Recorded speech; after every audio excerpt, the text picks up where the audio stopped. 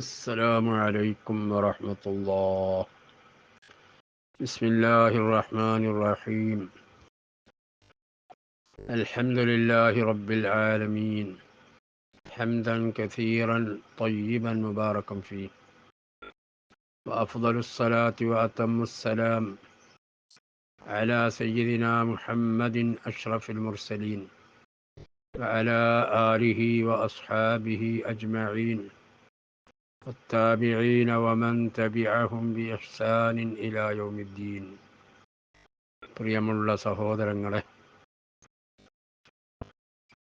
ഹിജ്റ വർഷം ഒരു വർഷം കൂടി നമ്മെ വിട്ടുപിരിയുകയാണ്. പുതുവർഷത്തിലേക്ക് നാം കാലെടുത്ത് വെക്കാൻ പോകുകയാണ്. മണിക്കൂറുകൾ മാത്രമേ ബാക്കിയുള്ളൂ. ഹിജ്റ വർഷം എന്ന് പറയുമ്പോൾ ഹിജ്റയുമായി അതിന് ബന്ധമുണ്ടല്ലോ.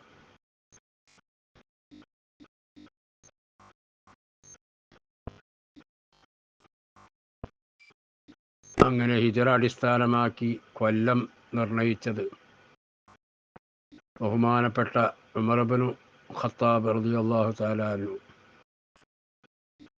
അവരുടെ ഖിലാഫത്ത് ഭരണകാലത്ത് എടുത്ത തീരുമാനമാണ്. അതിന് നിമിത്തമായത് ബഹുമാനപ്പെട്ട അബൂ മൂസ അശ്അരി റളിയല്ലാഹു തആല അൻഹു മിസ്റിലെ ഗവർണറായിരുന്നു. അവിടേക്ക് ഗവർണർക്ക് ഉമർ ഇബ്നുൽ ഖത്താബ് റളിയല്ലാഹു അൻഹു പലപ്പോഴും പല കത്തുകളും അയക്കാറുണ്ട്. ആ കത്തുകൾ അവിടെ എത്തിപ്പെടാൻ കുറേ സമയമെടുക്കും. ഇപ്പോഴത്തെ കാലഘട്ടം പോലല്ലല്ലോ. അപ്പോൾ ഏത് കൊല്ലം അയച്ചതാണ് എന്ന് കൺഫ്യൂഷനാകുന്ന ഒരവസ്ഥ വന്നപ്പോൾ ബഹുമാനപ്പെട്ടവർ ഉമർ ഇബ്നുൽ ഖത്താബ് റളിയല്ലാഹു അൻഹു ശ്രദ്ധയിൽപ്പെടുത്തി, ഇതിനൊരു തീരുമാനം വേണം. നിങ്ങൾ ഇവിടുന്ന് പല കത്തുകളും അയക്കുന്നുണ്ട്. അത് ഏത് കൊല്ലത്തിലാണ്, ഏത് കൊല്ലത്തിലെ ഏത് മാസത്തിലാണ് എന്ന് വ്യക്തമാകാത്തത് കൊണ്ട് ചില പ്രയാസങ്ങളൊക്കെ ഉണ്ട്. അപ്പം അതിനൊരു ഉണ്ടാക്കണമെന്ന് പറഞ്ഞപ്പോൾ ഉമർ ഇബ്നുൽ ഖത്താബ് റളിയല്ലാഹു തആല അൻഹു പ്രധാനപ്പെട്ട സഹാബികളൊക്കെ വിളിച്ചു വരുത്തി ഒരു മുശാവറ നടത്തി. അങ്ങനെ അവർ ഇതിനൊരു തീരുമാനം ഉണ്ടാക്കണം. ഏതായാലും എന്തെങ്കിലും ഒരു കാര്യം അടിസ്ഥാനമാക്കി നമ്മൾ കൊല്ലം നിർണ്ണയിക്കണം എന്ന് തീരുമാനത്തിലെത്തി. പിന്നെ ഏത് അടിസ്ഥാനമാക്കണം എന്ന വിഷയത്തിൽ അഭിപ്രായ വ്യത്യാസങ്ങൾ, പല അഭിപ്രായങ്ങളും വന്നു. അതിൽ റസൂലുള്ളാഹി സ്വല്ലല്ലാഹു അലൈഹി വസല്ലം തങ്ങളുടെ ജനനം ആസ്പദമാക്കിയിട്ടോ അല്ല അവിടുത്തെ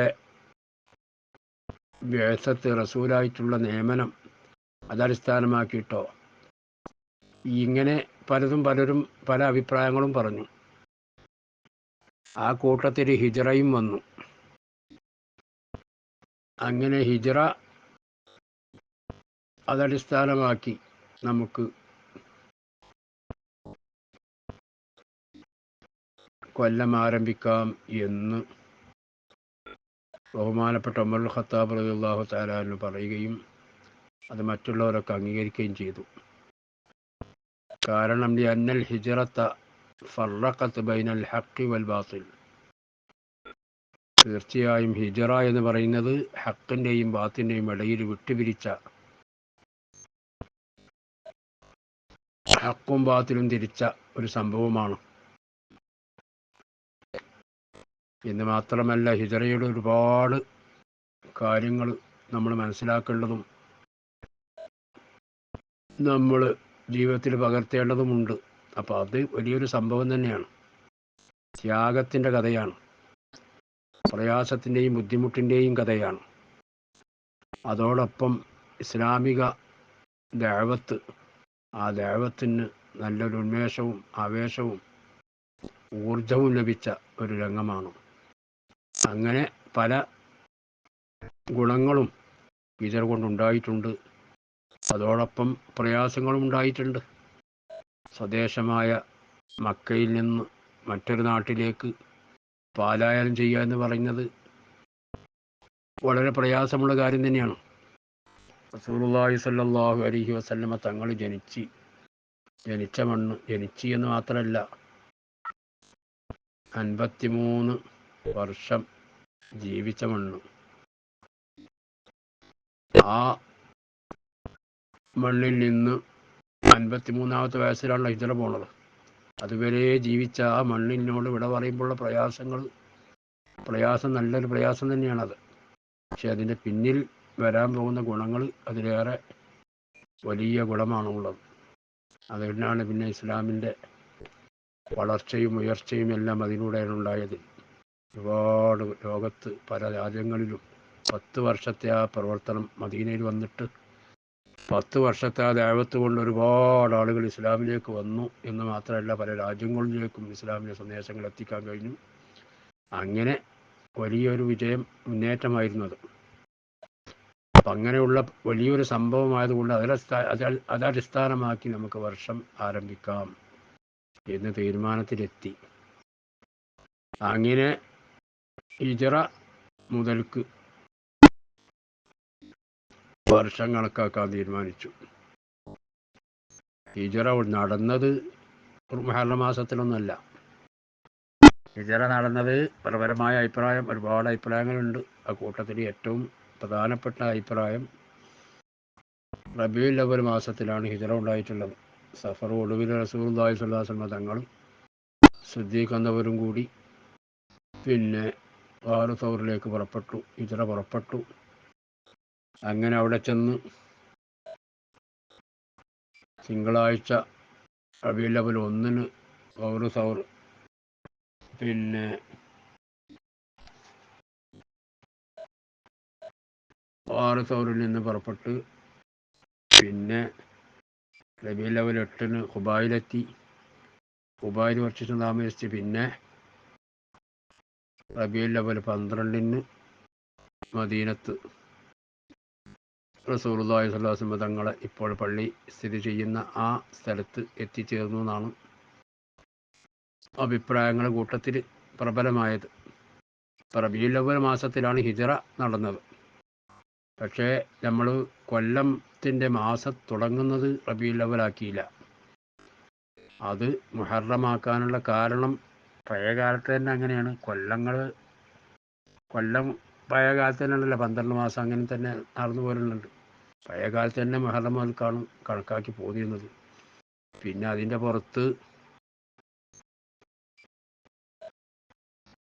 ദുൽഹജ്ജ് മാസത്തിൽ മദീന നിവാസികളുമായുള്ള ബൈഅത്ത് നടന്നു. അങ്ങനെ അവിടുന്ന് പിന്നെ അതിൻ്റെ ശേഷമായിട്ട് മദീനയിലേക്ക് പാലായനം ചെയ്യാമെന്നുള്ളൊരു അഭിപ്രായത്തിലൊക്കെ എത്തി. എന്നാലും അള്ളാഹുവിൻ്റെ കൽപ്പന വരുന്നതുവരെ കാത്തിരിക്കുക. അത് കഴിഞ്ഞിട്ട് അള്ളാഹുവിൻ്റെ കൽപ്പന ഉണ്ടാകുമ്പോഴല്ലേ പോകാൻ പറ്റുള്ളൂ എന്നുള്ള നിലയ്ക്ക്. അപ്പം അന്നേരക്കൊരു തീരുമാനത്തിൽ അന്ന് തന്നെ ഒരു ആലോചനയിലുണ്ട് ഹിജ്റൻ്റെ കാര്യം. അതിൻ്റെ ശേഷം വന്ന ആദ്യത്തെ മാസം പിന്നെ മുഹറമാണ്. അപ്പം അതുകൊണ്ട് മുഹറം കൊണ്ട് തുടങ്ങാം എന്ന നിലക്കാണ് മുഹറം മാസം ഒന്നായിട്ട് കണക്കാക്കിയത് എന്നൊക്കെ പണ്ഡിതന്മാർ പറഞ്ഞിട്ടുണ്ട്. ഏതായാലും ആ ഹിജ്റ വർഷം ഒരു പുതുവർഷം, ഒരു വർഷം നമ്മെ പിന്നിടുകയാണ്. ഇവിടെ നമ്മൾ ചിന്തിക്കേണ്ടത് പ്രിയമുള്ള സഹോദരങ്ങൾ, നമ്മളെ ആയുസ്സിൽ നിന്നൊരു കൊല്ലമാണ് ഇപ്പോൾ മറിഞ്ഞു പോകുന്നത്. ഇനി നമ്മൾക്ക് എത്ര കണ്ട ആയുസ്സുണ്ട്, എത്ര കാലം നമ്മൾ ജീവിക്കും, ഇതൊന്നും നമുക്ക് യാതൊരു ഗ്യാരണ്ടി ഇല്ല. കഴിഞ്ഞ വർഷം തുടക്കത്തിലുണ്ടായിരുന്നവരൊക്കെ എത്രയോ ആളുകൾ മണ്ണിൻ്റെ ഓട്ടായി. ഒടുക്കത്തിലേക്ക് അവരെത്തിയില്ല. പുതുവർഷം സ്വീകരിക്കാൻ അവരാരും ഇല്ല. അൽഹംദുലില്ലാഹ്, അല്ലാഹു തആല നമുക്കൊക്കെ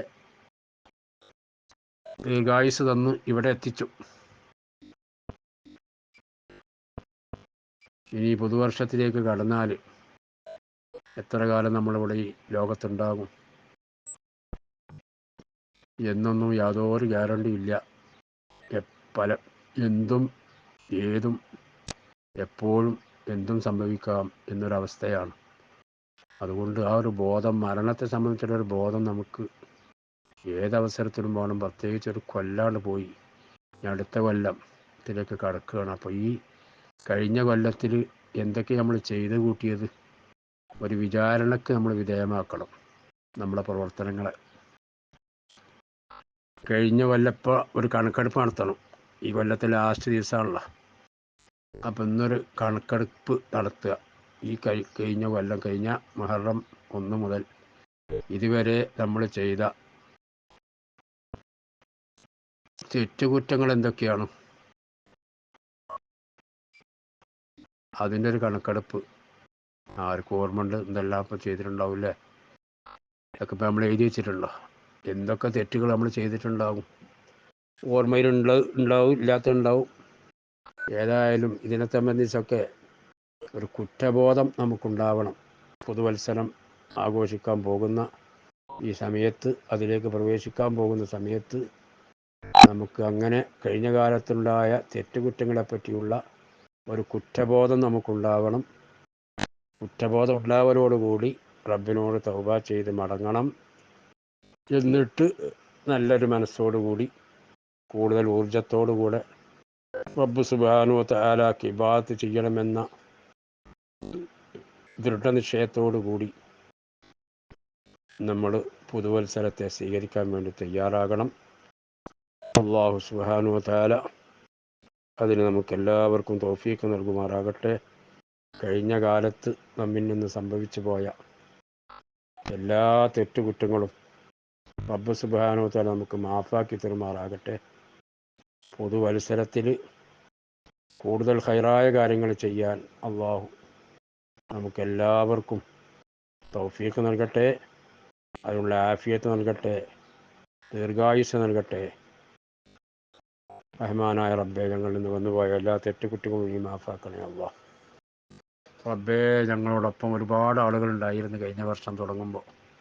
ഒരുപാട് ആളുകൾ മരണപ്പെട്ടു പോയി റബ്ബേ, ഞങ്ങളെ വിട്ട് പിരിഞ്ഞു പോയി. അവരൊക്കെ പോകേണ്ട സ്ഥലത്തേക്ക് ഞങ്ങൾക്കും പോകാനുണ്ട്. പക്ഷേ ഇതുവരെ ഞങ്ങളെ നീ തിരിച്ചു വിളിച്ചിട്ടില്ല. അൽഹംദുലില്ലാഹ്, ഞങ്ങളെ നീ ദീർഘായുസ്സ് തന്നു, ഇതുവരെ എത്തിച്ചു. റഹ്മാനായ റബ്ബേ, ഞങ്ങളിൽ നിന്ന് വന്നുപോയ എല്ലാ തെറ്റുകുറ്റങ്ങളും നീ മാഫാക്കണേ അല്ലാഹ്. നീ മാഫാക്കണേ അല്ലാഹ്. മരണപ്പെട്ടവർക്ക് മഗ്ഫിറത്തും മർഹമത്തും നൽകണേ അല്ലാഹ്. അവരെ ഖബറിടം സ്വർഗ്ഗത്തോപ്പാക്കി കൊടുക്കണേ അല്ലാഹ്. റബ്ബേ, ഖൈറായ കാര്യങ്ങൾ ജീവിതത്തിൽ പകർത്താൻ, എന്നെ അറിഞ്ഞ് ഇബാദത്ത് ചെയ്യാനുള്ള തൗഫീഖും ആഫിയത്തും ദീർഘായുസ്സും ഞങ്ങൾക്കും ഞങ്ങളുടെ കുടുംബത്തിൽ ഇപ്പോൾ ജീവിച്ചിരിക്കുന്ന എല്ലാവർക്കും നീ നൽകണേ അല്ലാഹ്. റഹ്മാനായ റബ്ബേ, ഞങ്ങളുടെ എല്ലാ ഹലാലായ മുറാദുകളും നീ ഹാസിലാക്കണേ അല്ലാഹ്. ഒരുപാട് ആളുകൾ പല ഉദ്ദേശങ്ങൾ വെച്ച് ദുആ ചെയ്യാൻ പറഞ്ഞിട്ടുണ്ട് റബ്ബേ. അവരുടെ ഉദ്ദേശങ്ങളൊക്കെ നീ സാധിപ്പിച്ചു കൊടുക്കണേ അല്ലാഹ്. അവരുടെ ഉദ്ദേശങ്ങളൊക്കെ സാധിപ്പിച്ചു കൊടുക്കണേ അല്ലാഹ്. റഹ്മാനായ റബ്ബേ, കടം കൊണ്ട് വിഷമിക്കുന്ന ഒരുപാട് ആളുകളുണ്ട് റബ്ബേ. കടത്തിൽ നിന്ന് മോചനം നൽകണേ അല്ലാഹ്. കടം വീട്ടാനുള്ള മാർഗങ്ങൾ എളുപ്പമാക്കണേ അല്ലാഹ്. ഹജ്ജും ഉംറയും ആഗ്രഹിച്ച് റബ്ബേ ചെയ്യാൻ കഴിയാതെ ഒരുപാട് ആളുകൾ വിഷമിച്ചു റബ്ബേ. അവർക്ക് സമീപഭാവിയിൽ തന്നെ അതിനുള്ള തൗഫീഖ് നീ നൽകണേ അല്ലാഹ്. റഹ്മാനായ റബ്ബേ, ഞങ്ങൾക്കും ഞങ്ങളുടെ കുടുംബത്തിൽ ജീവിച്ചിരിക്കുന്ന എല്ലാവർക്കും ആഫിയത്തുള്ള ദീർഘായുസ്സ് നീ പ്രദാനം ചെയ്യണേ അല്ലാഹ്. മരണം ഹൈറാകുന്ന സമയത്ത് കരുമയിൽ മരിക്കാനുള്ള സൗഭാഗ്യം നൽകണേ അല്ലാഹ്. റബ്ബേ, പുതിയ വർഷത്തിൽ ഒരുപാട് ഖൈറാത്തുകൾ ചെയ്യാനുള്ള തൗഫീഖ് നൽകണേ അല്ലാഹ്.